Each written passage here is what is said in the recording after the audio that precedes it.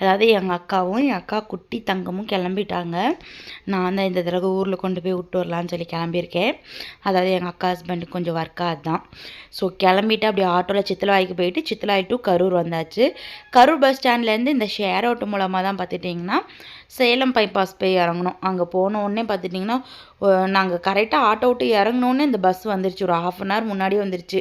மதியம் 1:30க்கு தான் பஸ்ஸுன்னு சொன்னாங்க. ஆனால் ஒரு 1:05க்குலாம் வந்து பார்த்துட்டிங்கன்னா பஸ் வந்துருச்சு. சரின்னு சொல்லிட்டு ஓகேன்னு சொல்லிட்டு நாங்கள் ஏறிட்டோம். பஸ்ஸில் வந்தோடனே வெயிட் பண்ணலாம் இல்லை, பஸ் நின்றுச்சு, ஏறியாச்சு. ஸோ இந்த ட்ரீம் லைனில் தான் பார்த்திங்கன்னா புக் பண்ணியிருந்தது. ஸ்லீப்பர் கோச் தான். இங்கே பாருங்கள், என் தங்கத்தோட கம்ஃபர்டபுளுக்காக தான். ஸோ அதில் வந்து பில்லோ, பெட்ஷீட், அதுக்கப்புறம் சார்ஜிங் பாயிண்ட்டு, அப்புறம் வந்து நாங்கள் ஏசி பஸ் தான் புக் பண்ணியிருந்தோமா. ஸோ ஏசி, அதுக்கப்புறம் நாங்கள் உள்ளார என்ட்ரு ஆகும்போதே பார்த்துட்டிங்கன்னா வாட்டர் பாட்டில் ஒன்று ப்ரொவைட் பண்ணிட்டாங்க. ஸோ ஓவராலாக பார்த்திங்கன்னா நல்ல கம்ஃபர்டபுளாக தான் இருந்தது, கொஞ்சம் ஹைஜீனிக்காக தான் இருந்தது. சரி ஓகேன்னு சொல்லிட்டு அப்புறம் வந்து செட்டில் ஆயாச்சு. என் குட்டி தங்கம் நல்லா வேடிக்கை பார்த்துட்டு இருந்தான்.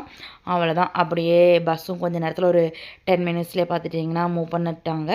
ஸோ ஜேர்னி வந்து ஸ்டார்ட் ஆகிடுச்சு. ஸோ இதோட கண்டினியூஷன் வந்து நாளைக்கு நான் ஷேர் பண்ணுறேன். ஏன்னா ஷார்ட்ஸ் வீடியோவில் ஃபுல்லாக ஷேர் பண்ண முடியாது இல்லையா.